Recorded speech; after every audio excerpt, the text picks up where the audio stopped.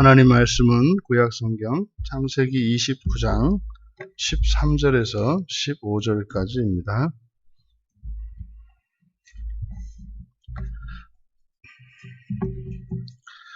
우리 같이 한 목소리로 함께 읽겠습니다. 라반이 그의 생질 야곱의 소식을 듣고 달려와서 그를 영접하여 안고 입맞추며 자기 집으로 인도하여 드리니 야곱이 자기의 모든 일을 라반에게 말하매 라반이 이르되 너는 참으로 내 혈육이로다 하였더라. 야곱이 한 달을 그와 함께 거주하더니 라반이 야곱에게 이르되 네가 비록 내 생질이나 어찌 그저 내 일을 하겠느냐. 네 품삯을 어떻게 할지 내게 말하라. 아멘.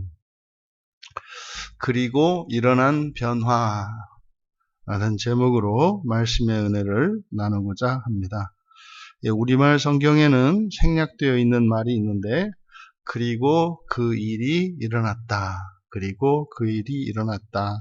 그러니까 와헤히라고 하는 이 말이 우리말 성경에는 생략되어 있습니다. 그래서 13절에서부터 15절까지는 이제 야곱이 온 것을 듣고 라반이 달려와서 그를 맞아들이는, 그래서 라반이 야곱을 영접한 내용을 담고 있습니다. 물론 전체 여기에 나와 있는 이 내용, 이것이 의미 있는 아주 중요한 사건임을 나타내는 말이 이 와헤히, 그리고 그 일이 일어났다라는 말입니다. 그래서 성경에 특별한 사건들이 있을 때 바로 이 말이 관용구처럼 사용됩니다. 그리고 그 일이 일어났다. 그래서 뒤에 있는 이 일은 특별한 일인 것을 나타내요. 지금 여기에 문맥은 우리가 이제 야곱이 하나님을 전인격적으로 경험하고 참된 신앙을 고백하고 이제 정말 우리의 용어로 말이죠. 하나님이 주신 구원으로 구원을 이루어가는 인생, 참된 구원의 인생을 시작했단 말입니다. 우리가 그토록 꿈꾸고 올해의 목표로 삼고 있는 정말 재창조의 삶, 정말 예수를 믿는 사람들에게만 부여되어 있는 그 특권적인 삶, 이것은 세상을 살아가는데 상대적으로도 유리하고 우리의 욕심을 채우는데 어떤 강력한 이런 의미가 아니라 세상 사람들은 갈 수 없는 곳으로 갈 수 있는, 마치 비행기가 없던 시절에 날개가 달린 새들만 하늘을 날아다니던 그 때에 마치 비행기가 맨 처음 만들어져서 사람이 하늘을 날게 된 것 같은 그런 거죠. 그래서 우리가 구원의 삶을 한다고 하는 것은 이런 겁니다. 그래서 땅에서 얼마나 더 빨리 달리느냐, 그래서 자동차를 달리고 이거는 구원이 아니에요. 우리가 바라는 구원은 그런 게 아니에요. 이 땅에서 발을 들어서 하늘을 향해서 가는 거죠. 지금 야곱이 그 인생을 시작한 겁니다. 그래서 여기서 밝히고자 하는 것이 바로 그거죠. 바로 그리고 그 일이 일어났다. 그런데 지금 라반이 조카인 야곱을 환대하는 이 전체의 과정, 마찬가지로 7개의 단어로 7개의 동사로 되어 있습니다. 여기 보면은 13절에 그 소식을 듣고, 듣다, 그리고 달려오다, 영접하다라고 하는 동사가 있습니다만 이건 부정사예요. 그래서 영접하기 위해서 달려왔다 이렇게 되거든요. 그러니까 동사는 듣고, 달려오고, 그 다음에 안고, 입맞추고, 그리고 인도하여 드리고, 그 다음에 14절에 이르되, 15절에 이르되, 이렇게 해서 전체 7개의 동사로 이루어져 있습니다. 그러니까 이것은 하나님께서 야곱에게 약속하셨던 그 일을 이루는 성취를 나타내요. 그런데 여기에 하나의 긴장이 있는데 7번째 말입니다. 그러니까 6번째까지 14절에 라반이 이르되 너는 참으로 내 혈육이로다. 이제 라반이 확인을 한 거죠. 야곱을 만난 적도 없으니까 말이죠. 그러면 바로 앞에 13절의 끝에서 야곱이 자기의 모든 일을 라반에게 말하매. 그러니까 자초지종, 여기서 야곱이 라반에게 말한 내용이 뭐겠습니까? 사실은요, 어머니하고 저하고 이렇게 아버지를 속여가지고 말이죠. 장자권을 제가 뭐 이렇게 했는데 형이 나 죽이려고 해서 왔어요. 이런 얘기 아니죠. 그냥 그 얘기는 쏙 빼고, 아버지께서 나를 이곳으로 보내셔서, 바로 저의 이제 신부감을, 외삼촌 댁에서 외삼촌의 딸 중에서 신부감을 취하라고 왔습니다. 뭐 이렇게 요의 이야기를 한 거죠. 오는데 제가 죽을 뻔했고요. 이거네 정말 삼촌네 이 외삼촌네 올 수 있을지 없을지 전 못 오는 줄 알았어요. 뭐 이제 하면서 뭐 이제 이런저런 얘기를 다 한 거죠. 그래서 라반이 그 이야기를 듣고 어머니에 대한 이야기도 듣고 아버지에 대한 이야기도 듣고 할아버지에 대한 이야기도 듣고 쭉 이야기를 들으니까 맞는 거죠. 이 녀석이 리브가의 아들이 맞구나 확인을 한 겁니다. 이게 이제 14절에 야곱의 말, 라반의 말이에요. 그리고 야곱이 한 달을 그와 함께 거주하더니, 그럼 여러분 이 한 달의 기간은 무슨 시간입니까? 야곱이 여기 온 목적은 결혼하기 위해서 온 거예요. 결혼하기 위해서 온 겁니다. 그리고 먼 여행길이었으니까 충분히 쉬고, 이제 그러면 라반이 딸을 주든지 아니면 야곱이 선택을 하든지 뭐 이 딸 중에 하나를 선택해야 되는 거예요. 그러니까 그 뜻이 이루어지려면 7번째 라반이 야곱에게 말하되 과연 내 딸 중에 누가 너에게 마음에 드느냐? 이 말이 나와야 되는 거죠. 15절에. 그래야 딱 완성이 되는 거 아닙니까? 그런데 라반이 7번째에, 그러니까 동사로는 완전수예요. 그러니까 이루어진 거예요. 그런데 이 라반의 이야기가 좀 이상합니다.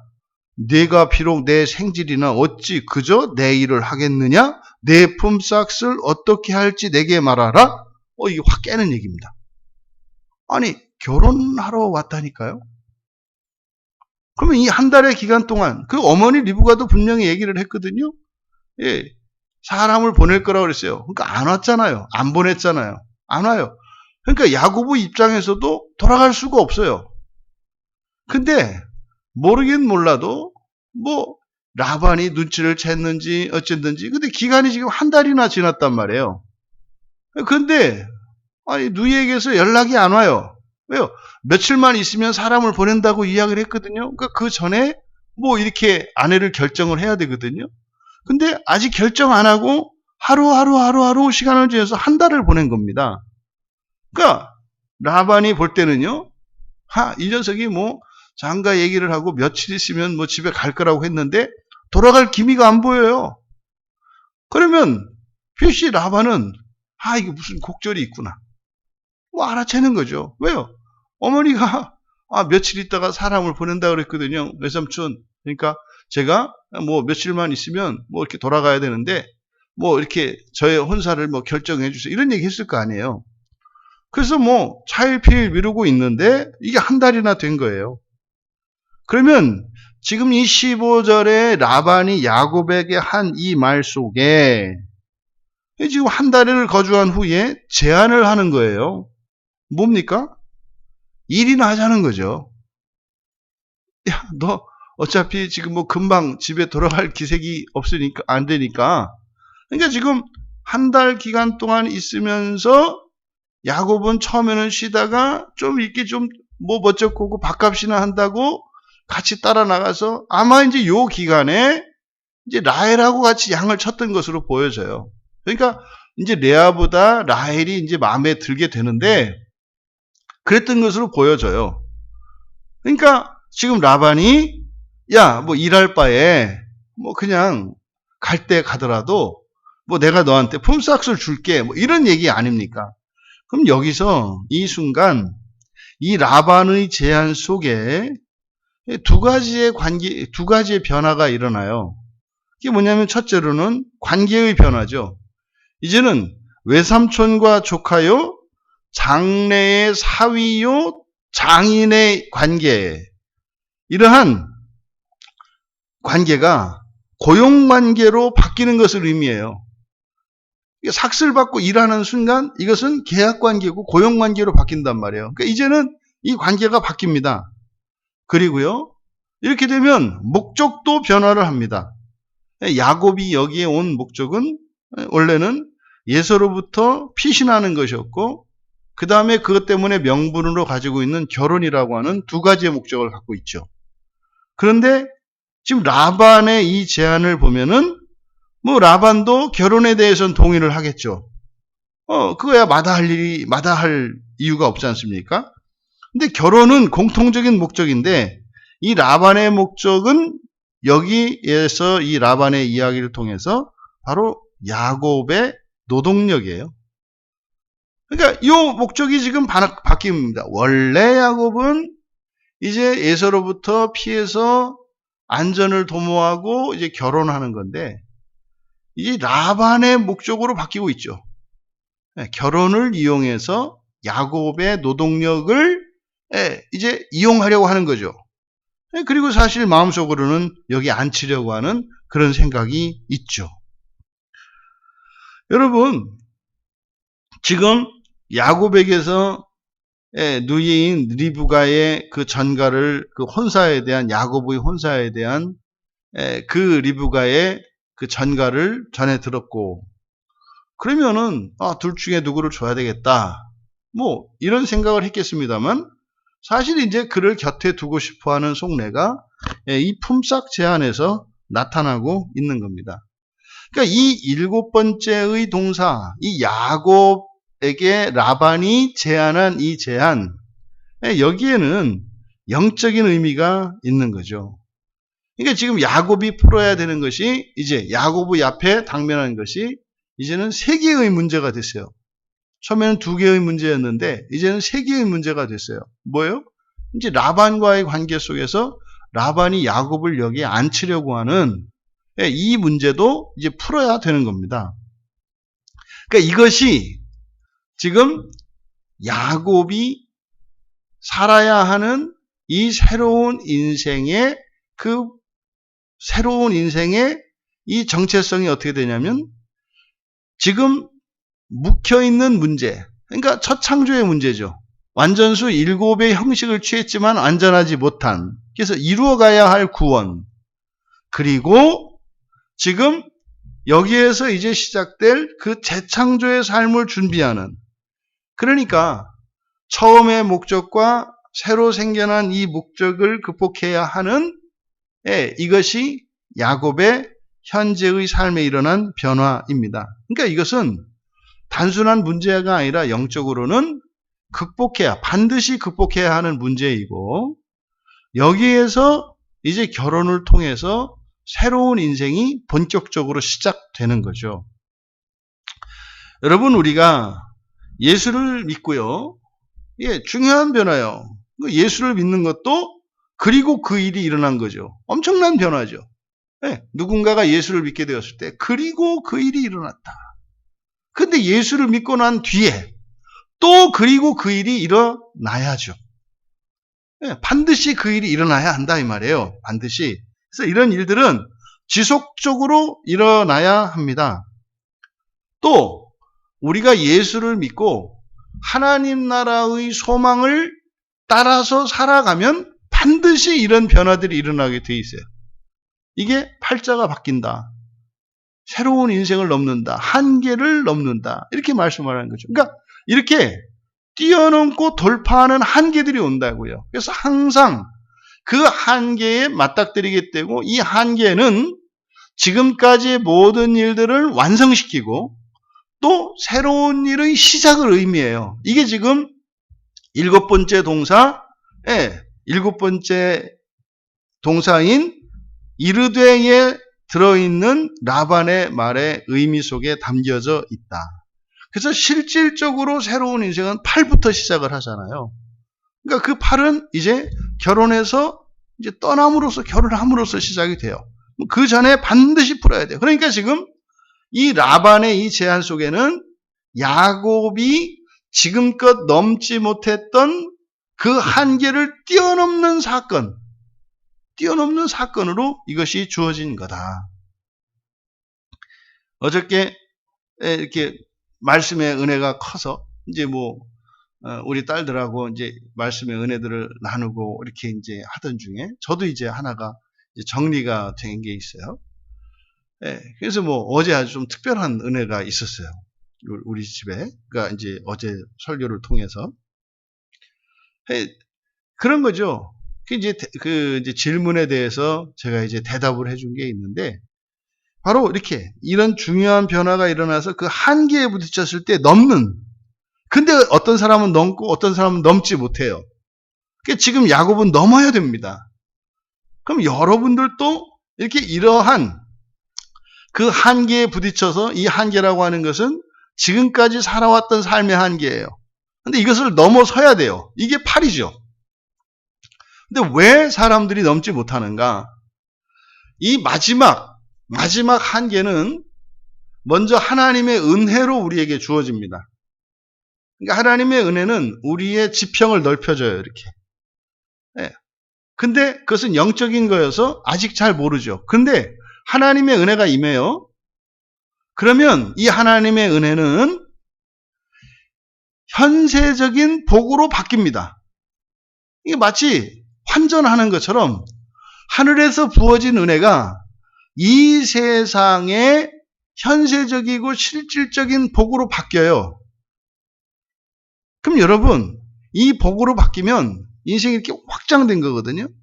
그러면 은혜가 임하고 은혜가 복으로 바뀌면 두 가지 의미가 있어요. 첫째, 이전보다 더 은혜가 필요하게 된 거예요. 말하자면 땅이, 농사를 짓는 사람이 은혜를 받아요. 그러면 그 은혜가 시간이 지나면서 땅으로 바뀐다 이 말이에요. 그러면 경작해야 되는 땅이 넓어져요. 그러면 더 큰 힘이 필요하잖아요. 근데 우리는 육체로 살아가는 것이 아니라 영적으로 살아가잖아요. 그러니까 은혜가 더 필요한 상태가 됐다 이 말이에요. 어제까지는 밥 반 고기 정도의 은혜만 있으면 됐어요. 근데 은혜가 임한 뒤에 은혜가 복으로 바뀌고 나면 이제는 한 공기 정도 되는, 밥 한 공기 정도 되는 은혜, 더 많은 은혜가 필요하다 이 말이에요. 또 하나, 가지고 있던 은혜가 고갈된 거예요. 왜요? 은혜가 복으로 바뀌었으니까. 그러면은요, 이때 하나님께 은혜를 받았어요. 은혜는 말씀을 통해서 오잖아요. 말씀을 깨닫고 결단하고 말이죠. 그래서 과거에 이런 죄들이 드러나고 회개하고 말이죠. 그럼 이게 은혜예요. 그러면 그 은혜는요, 실제 우리의 삶의 환경을 변화시켜요. 그럼 이게 복으로 바뀐 거예요. 그러면 어떤 거예요? 은혜를 다 써버린 거예요. 은혜가 없어요, 이제. 그러면요, 은혜가 없어졌기 때문에 은혜를 구하기도 해야 됩니다만, 또 이게 은혜가 복으로 바뀌었기 때문에 더 많은 은혜를 공급받아야 돼요. 그러면 이때 어떻게 해야 돼요? 이전보다 더 많은 은혜를 구해야 돼요. 그러니까 성경을 읽어도 더 집중해서 읽어야 하고, 또 이전보다 읽어도 더 많이 읽어야 하고, 이렇게 해서 신앙생활과 영적인 생활, 다시 말해서 은혜를 받는 일에 더욱 힘을 내야 해요. 그래야 복으로 바뀐 더 부요해진 삶 속에서도 흔들리지 않고 안정을 누리며 또다시 은혜를 채워서 그 은혜가 또다시 복으로 바뀌고, 이래서 한계를 넘고 하는 일이 일어난단 말이에요. 근데 사람들이 어떻게 해요? 은혜가 임했어요? 좋아요? 할렐루야 감사해요? 예전에 알지 못했던 죄들이 발견이 됐고 회개해요? 그럼 이게 복으로 바뀌어요. 그럼 됐어요. 됐어요. 한 번도 누려보지 못했던 거예요. 너무 좋아. 거기에 주저앉아요. 그러면요, 이 복을 누리느라고 은혜가 빠져나간 것을 몰라. 그러니까요, 뭔가 좀 이렇게 되는 것 같았고 좋은 것 같았는데 어느 날 보니까 달라진 게 없어. 또 바닥을 헤매고 있어. 우리 주변에 그런 사람들 많잖아요. 또 폭폭폭폭 거기다가, 그러니까 나중에 이제 탈탈 털리면 다시 나온다 이 말이에요. 여러분, 지금 야곱이 그 앞에 있어요. 은혜가 있었고요.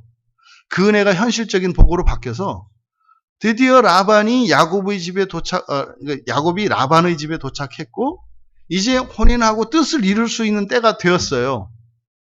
그러면 이제 야곱에게 더 필요한 건 뭐예요? 하나님의 은혜가 더 필요한 거예요. 지금 요 상황입니다. 그래서 여러분, 우리가 이렇게 하나님 나라의 소망을 가지고 살아가는 신자들의 삶 속에는 이러한 긴장의 상태가 와요. 이렇게 두 개의 목적이 서로 충돌하고 혼재되는 시점이 온다 이 말이에요. 이게 언제예요? 은혜가 복으로 바뀌었고 그 복이 나의 삶의 변화를 일으켰고 또는 심리적인 변화를 일으키고 여러 가지 변화를 일으켜요. 그러면 이때는 새로운 가치, 그러니까 이 지상의 가치와 천상의 가치, 육체의 일과 영의 일, 그래서 이 두 가지의 목적들이 혼재하면서 혼란스러운 때가 와요. 이때 은혜가 필요하다는 거죠. 그럼 은혜가 필요하다는 것은 우리에게 있어서요, 가치관의 변화가 일어나야 돼요. 그래서 우리들의 이런 일상의 가치와 의미가 영적인 것으로 바뀌어야 합니다. 영적인 것은요, 은혜를 말하는 거예요, 은혜. 그러면 그 은혜를 끊임없이 구하는 그 일이 우리에게 필요하다. 지금 야곱은요, 하나님을 전인격적으로 알게 되었고요. 그래서 지금 야곱이 해결해야 될 그 문제가 뭐였습니까? 미래에 대한 문제였어요, 미래. 과거와 현재에 대한 문제는 그 사닥다리, 야곱의 사닥다리 그 꿈을 통해서 그 계시를 통해서 해결이 됐어요. 과거의 문제가 정리가 됐다고요. 그래서 이제 다른 사람, 어떤 사건이 일어났을 때 다르게 대응하는, 그래서 앞서서 그 우물에서 일어났던 그 사건을 통해서 야곱이 달라졌다는 걸 봤잖아요. 그럼 지금 야곱이 넘어야 되는 것은 미래에 대한 부분이에요. 염려, 앞날에 대한 걱정, 근심, 이게 지금 야곱이 풀어야 되는 문제거든요. 여기에 지금 숙제로 주어진 거죠. 이 라반이 야곱을 안 치려고 하는. 그러니까 원래는 여기서 돌아가게 되어 있는데 여기에 눌러 앉히려고 하는 새로운 문제가 일어났다 이 말이에요. 이것을 야곱이 풀 수 있는 길은 뭐예요? 하나님의 은혜가 필요해요. 자신의 힘으로가 아니라 이것은 하나님의 은혜가 필요하다고요. 복으로 바뀐 은혜가 복으로 바뀐 그 순간 주어진 그것을 나의 힘으로 어떻게 하는 것이 아니라 이거는 첫 창조의 삶이에요. 이제는 그것을 넘어서려면 또 다른 하나님의 은혜가 필요하다는 거죠. 여러분, 우리의 일상 속에 그리고 일어난 변화들이 지속되기를 바랍니다. 그리고 이렇게 그리고 일어난 변화, 은혜가 복으로 바뀐 이 일이 또 다른 은혜가 공급되어지는 기회가 되기를 바랍니다. 거기서 안주하고 눌러 앉는 것이 아니라 하나님 나라에 이르기까지 하늘을 날아오르는 활주로에서 달리는 그 비행기가 이륙하는 순간 있잖아요. 이륙하는 순간. 그리고요, 이륙하는 순간, 이게 지금 여기서 그리고 일어난 변화죠. 거기서 내려면 안 돼요. 올라가야 돼요.